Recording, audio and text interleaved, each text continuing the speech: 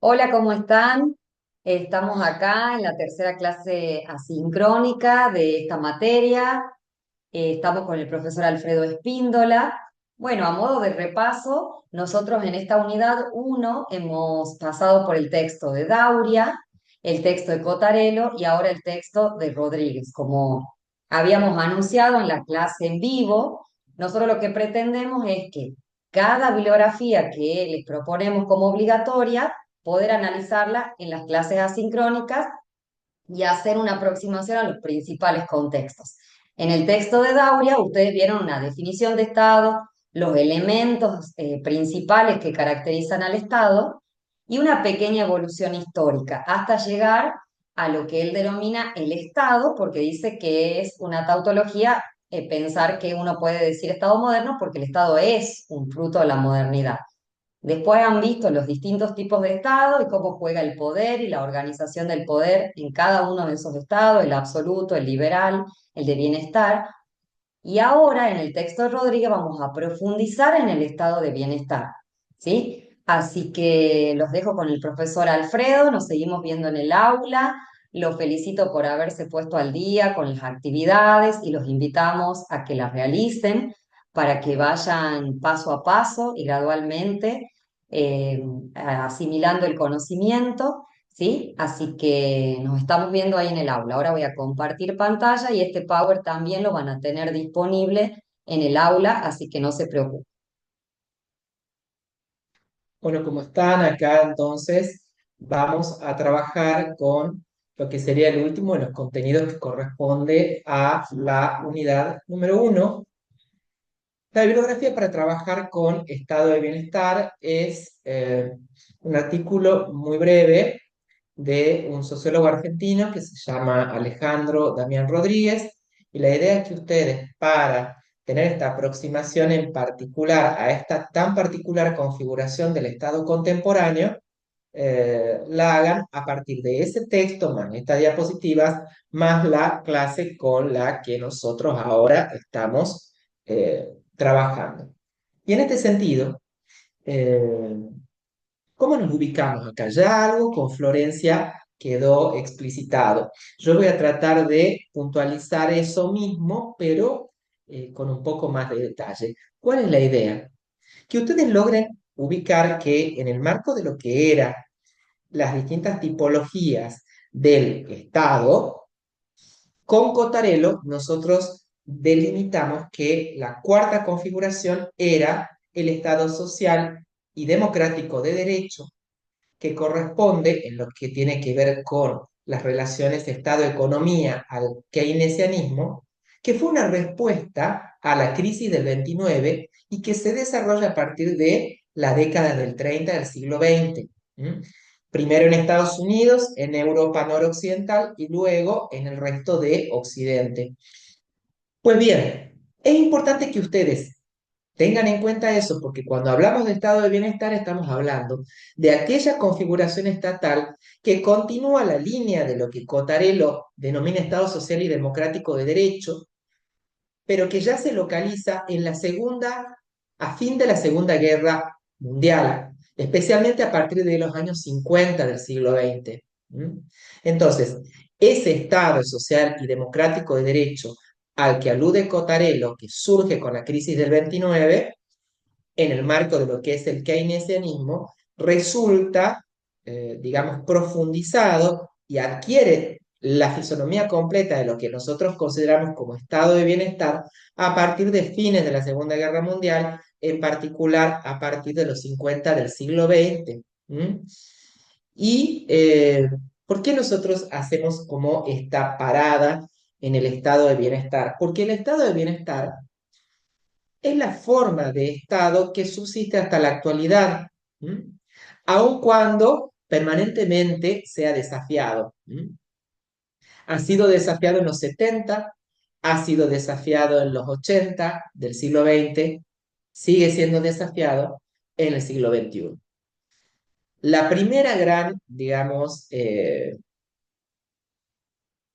batalla que tuvo que librar, digamos, el estado de bienestar en el sentido de para sortear, digamos, cuestionamientos a su configuración, es la que va a surgir en los 70 del siglo XX con lo que se conoce como la crisis del petróleo, que fue un evento de octubre del año 73 que consistió en que los países de la OPEP, es decir, los países integrantes de la Organización de los Países Exportadores de Petróleo, decidió no exportar más crudo a los países que habían apoyado a Israel en la guerra del Yom Kippur que había enfrentado a Israel con Egipto y Siria. Entonces, ¿qué pasó?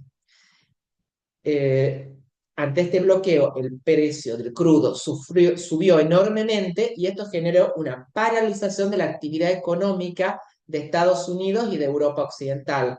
¿Mm? Piensen ustedes que es la época de los autos que consumen un montón de combustible, de una cilindrada enorme. Entonces, ¿qué pasa? A partir de eso empiezan incluso a explorarse nuevas formas de energía para no tener que depender justamente del petróleo de Medio Oriente, todo a partir de la crisis del Yom Kippur, que al elevar el precio del crudo generó en los países industrializados inflación y desempleo, que fue, digamos, una fórmula explosiva para el estado de bienestar, porque era muy difícil de controlar la ocurrencia simultánea de estas dos variables. Nuevamente es desafiado porque es caro, con los 80 del siglo XX y estamos pensando en lo que fue Bush en Estados Unidos, Bush padre, luego Bush hijo, lo que fue Margaret Thatcher en Inglaterra y luego nuevamente, y en los 90 esto en América Latina con Menem, Collor de Mello en Brasil, Fujimori en Perú, ¿m? Versiones del Estado liberal remozadas, profundamente críticas del Estado liberal, del Estado del bienestar, perdón, y en ese sentido se habla de que ha sido desafiado nuevamente en los 80 del siglo XX, con impacto en los 90 del siglo XX en nuestra región, y sigue siendo desafiado incluso en el siglo XXI. Esto para ponernos a cuenta de por qué trabajamos en particular el estado de bienestar, porque es la fórmula del Estado actualmente vigente. ¿Mm? Ahora bien,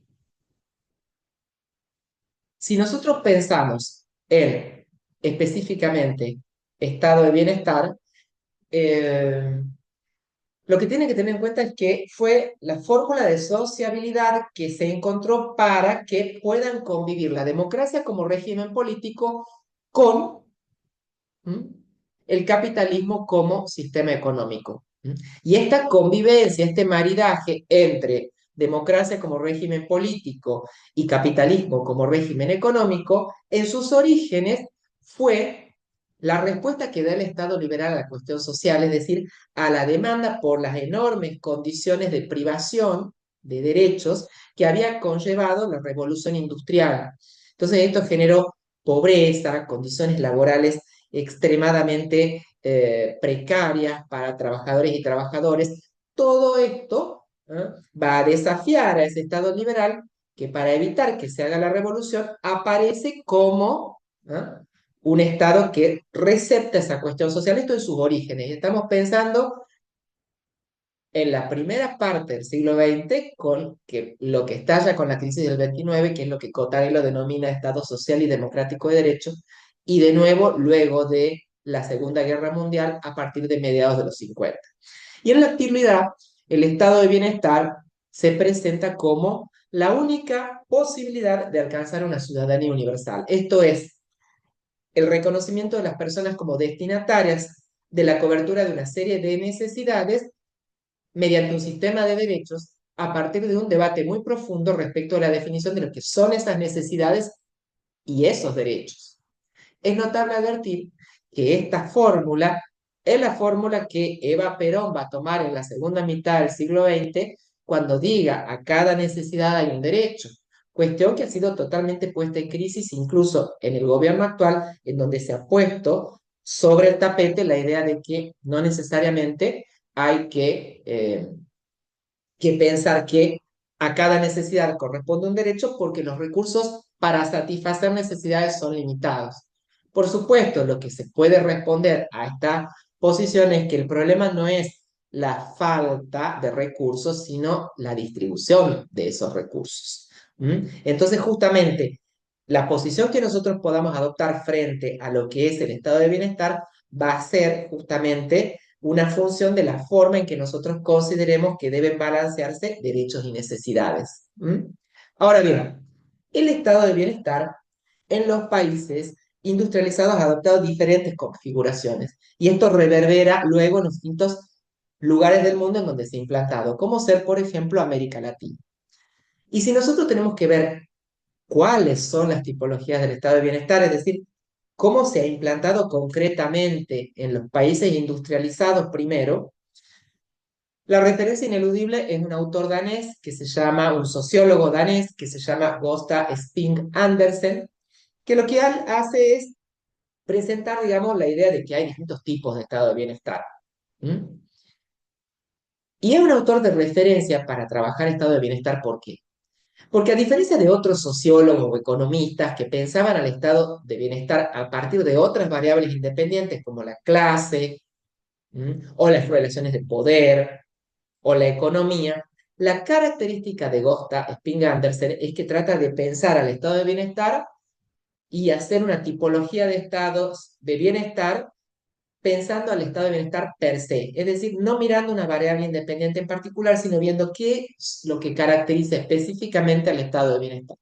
Y es así que él dice, en el mundo industrializado, nosotros podemos diferenciar tres grandes tipos de estado de bienestar.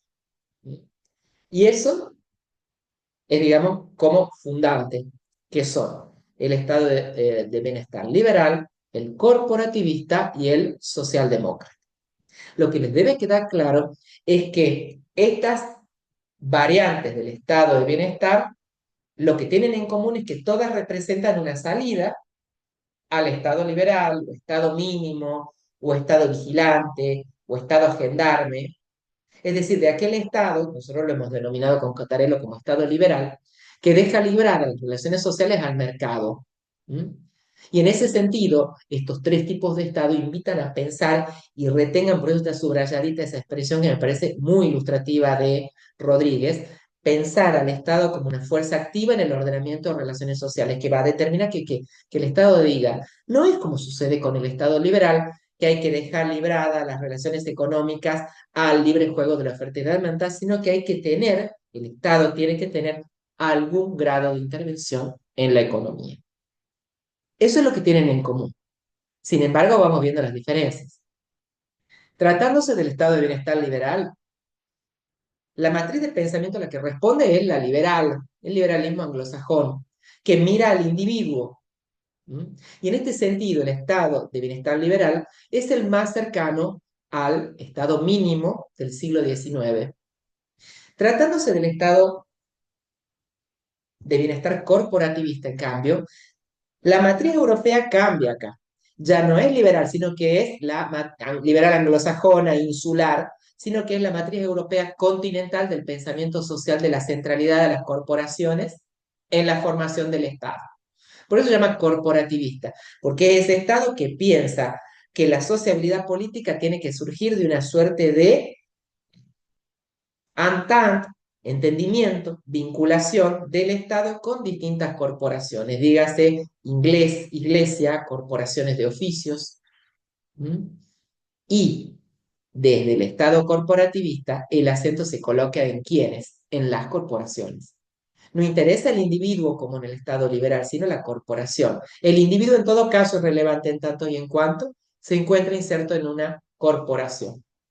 Y el estado de bienestar corporativista ya representa efectivamente una toma de distancia más acentuada respecto del estado mínimo del siglo XIX, respecto del estado liberal. Y en tercer lugar tenemos el estado de bienestar social demócrata, que corresponde a una, digamos, a un cruce entre el pensamiento liberal y el pensamiento social. Un cruce que va a determinar que el acento se coloque en el individuo, pero para bienestar de toda la sociedad. ¿Mm? Y aquí ya, con el estado de bienestar socialdemócrata, nos ubicamos en las antípodas del estado liberal. ¿Mm? Pero ahora lo vamos a ver más definidamente cuando sigamos haciendo este análisis comparativo de por qué el estado de bienestar socialdemócrata es el que está verdaderamente en las antípodas del estado liberal. Sigamos con las diferencias. El estado liberal, de bienestar liberal, perdón, tiene implantación en lo que es América del Norte, en particular Estados Unidos y Canadá, y en Oceanía, en particular sobre todo en Nueva Zelanda. El corporativista, el estado de bienestar corporado, tiene implantación en todo lo que tiene que ver con los países de Europa noroccidental continental, los países, digamos, que son linderos del Rin, por eso se llama los países del capitalismo renano. Esos estados altamente industrializados de Europa noroccidental, en particular Alemania y Francia, también Austria. Y finalmente, el estado de bienestar socialdemócrata, el que está en las antípodas del estado liberal, tiene implantación en lo que es la península escandinava y en ese estado atlántico que está bien alejado de Escandinavia y del resto de Europa, que es Islandia. Y veamos las diferencias en cuanto a cómo se ocupan, digamos, de la asistencia a los más desfavorecidos en cada uno de estos tipos de estado de bienestar. Tratándose del estado de bienestar liberal, la asistencia social está focalizada en los que no tienen ningún medio de subsistencia. ¿Mm? En este sentido, va a tener dificultades para justamente brindar ayuda a quienes no carecen por completo de medios de subsistencia. Es decir, el estado de bienestar liberal no va a permitir que una persona se muera en la calle de hambre, digamos. Pero, ¿mm? sí va a tener dificultades para brindar cobertura a aquellas personas que no están en esa situación de privación tan extrema, pero sin embargo están en una situación de pobreza. Tratándose del estado de bienestar corporativista, aquí la asistencia social se focaliza, porque es un estado corporativo, en las personas en tanto integrantes de una corporación. Entonces yo los derechos que tenga van a ser una función de la corporación a la que yo pertenezca. ¿Mm? El privilegio se da en el marco de relaciones laborales formales a partir de acuerdos corporativos entre las organizaciones estatales y las organizaciones sindicales. ¿Eh? Entonces, si yo pertenezco a la corporación metalúrgica o en general a la corporación industrial, capaz que tengo una asistencia social X y si pertenezco a la corporación de los docentes, otra. ¿Mm? Y la dificultad que tiene el estado de bienestar corporativista es para asistir justamente a qué? A aquellas personas que tienen algún grado de privación de derechos, pero que no están incorporadas formalmente a una corporación. ¿Por qué? Porque no tienen relaciones laborales formales. ¿Mm? Es decir, le cuesta brindar cobertura a los excluidos, es decir, quienes se encuentran por fuera del mundo del trabajo formal. Y finalmente, el estado de bienestar socialdemócrata, a diferencia del liberal y el corporativista, extiende el abanico de destinatarios de necesidades insatisfechas enormemente. Todo aquel que tenga una necesidad va a tener un derecho para poder hacerla valer. Hay una asistencia social intensa.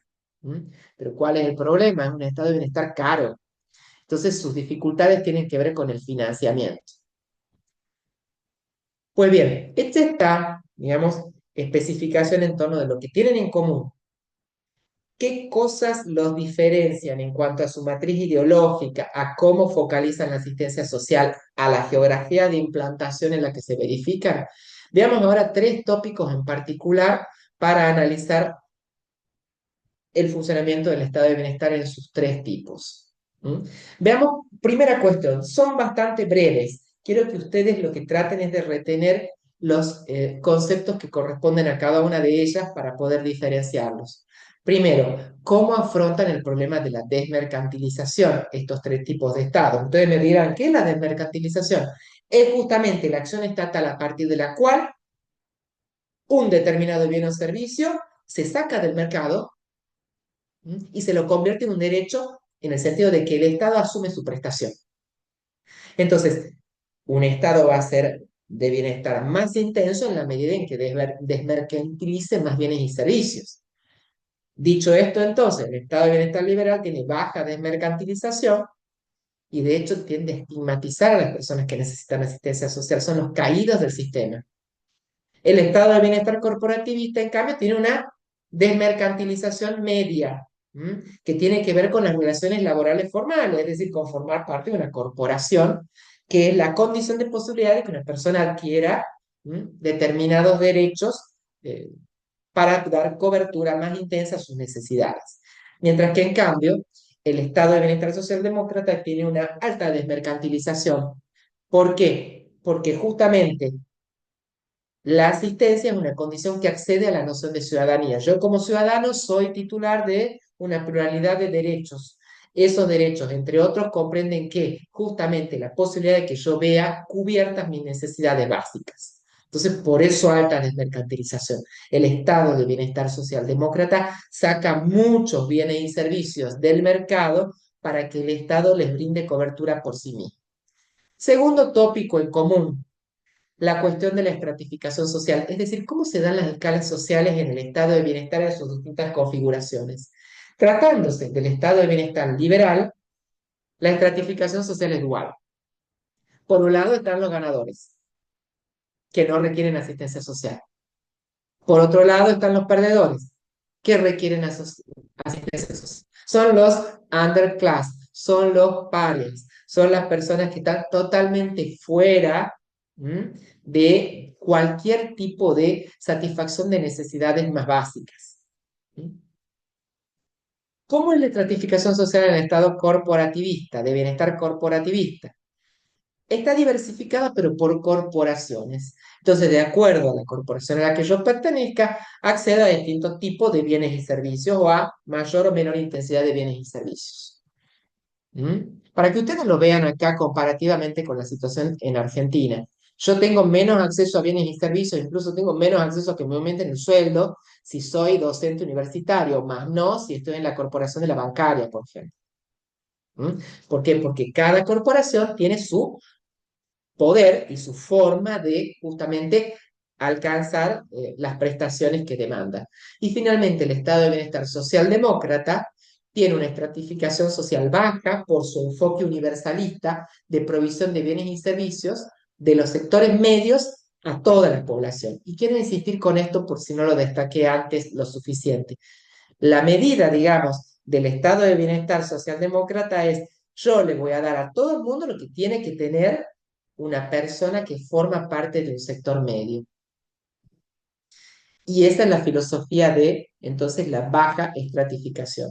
Y en cuanto al tercer tema, es la cuestión del empleo. Un gran desafío para todos los estados de bienestar, de ayer, de hoy y de siempre.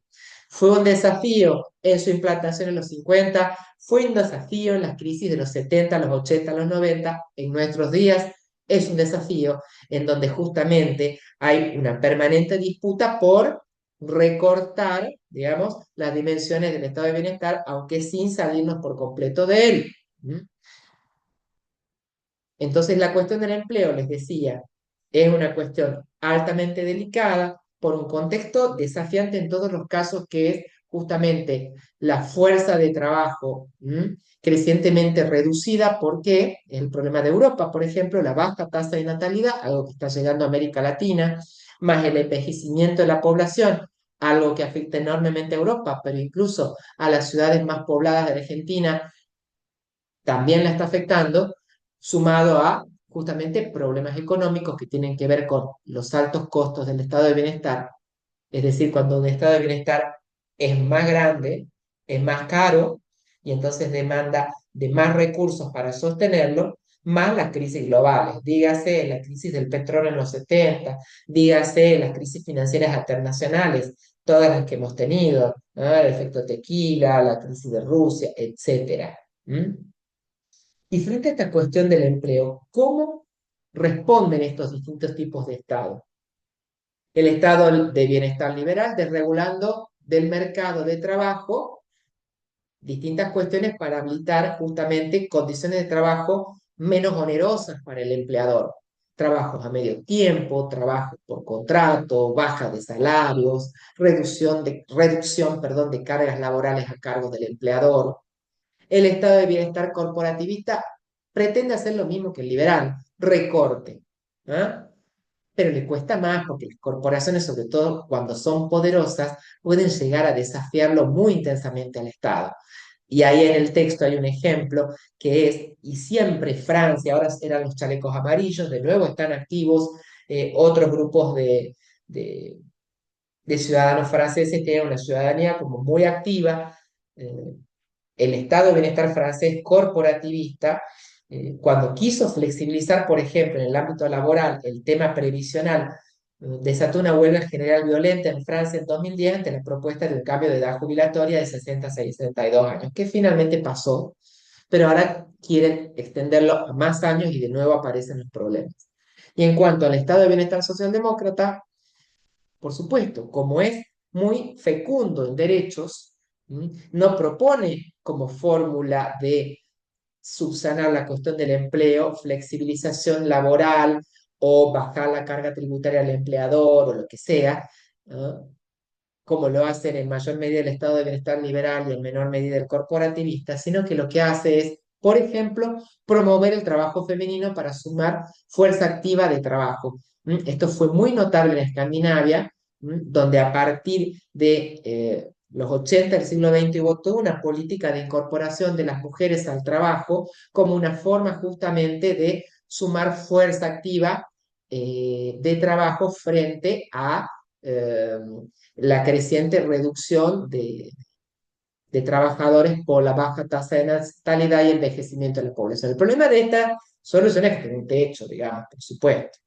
Y entonces, fijadas, digamos, estas diferencias en lo que tiene que ver con cuestión del empleo, estratificación social, ¿m? La cuestión de la desmercantilización y todas las otras diferencias que hemos analizado, la pregunta que nosotros nos hacemos, y nos lo hacemos de la mano de justamente eh, Rodríguez, que es el autor del texto, es ¿y qué pasa en Argentina? ¿Cómo se receptó el estado de bienestar? Porque, y a esto yo siempre en el grado, en las carreras de Derecho, con Florencia insistimos mucho, que es la cuestión de que el estado de bienestar siempre está presente, ¿m? Con menor o mayor intensidad, pero siempre está presente. Pero bueno, ¿cuál es el que tenemos en Argentina?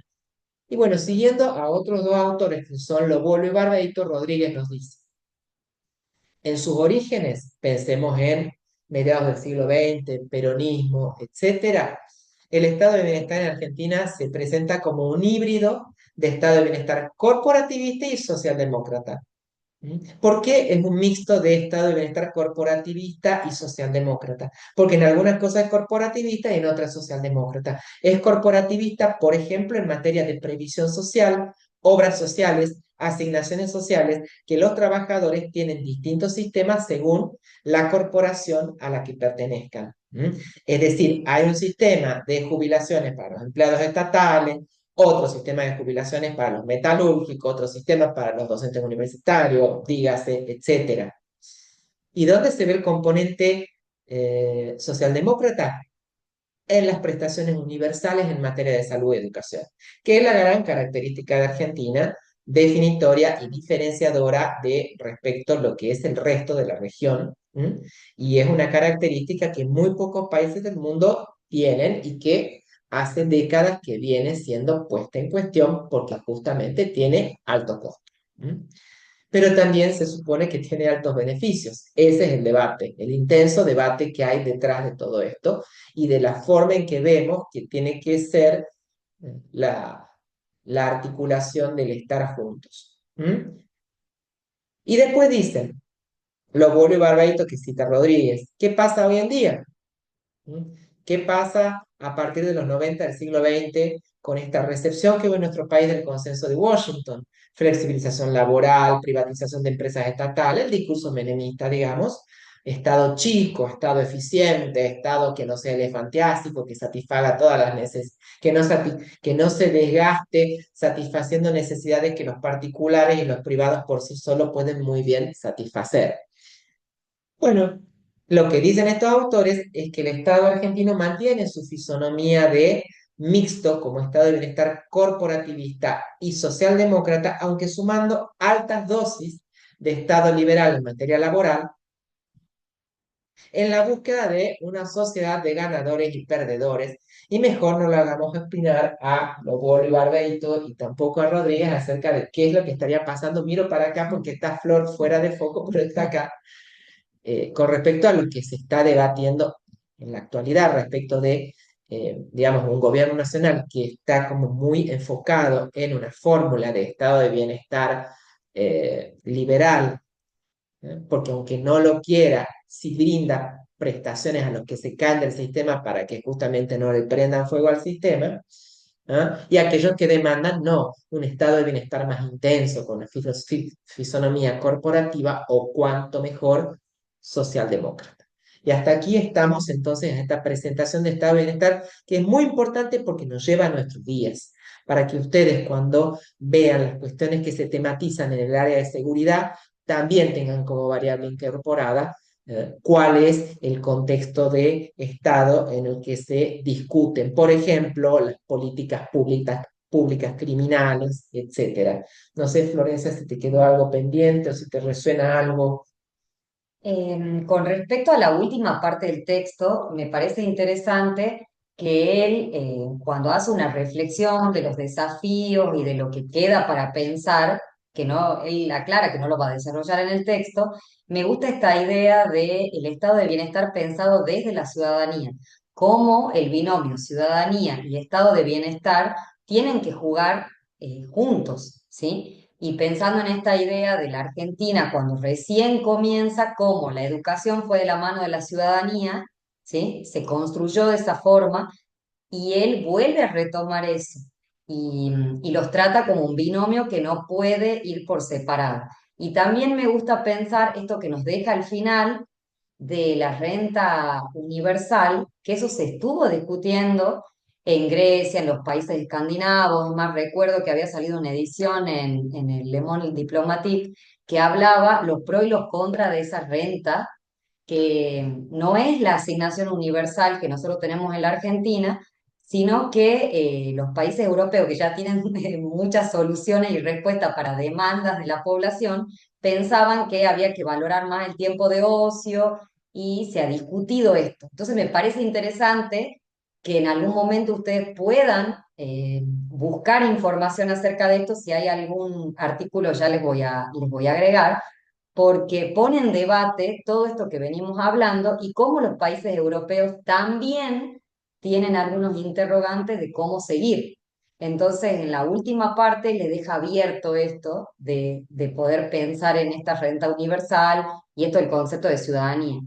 Y algo que vos habías dicho, Alfredo, en la clase sincrónica, y ya con esto cierro, cómo presupone este autor que todo el mundo globalmente tiene estado de bienestar, le quieran llamar así o no, va a poner énfasis en un elemento, en otro, pero él presupone que hay un estado de bienestar, ¿sí? Bueno, nada más para agregar. Bueno, nos vemos en la próxima clase asincrónica o en la sincrónica. Gracias, ¿no?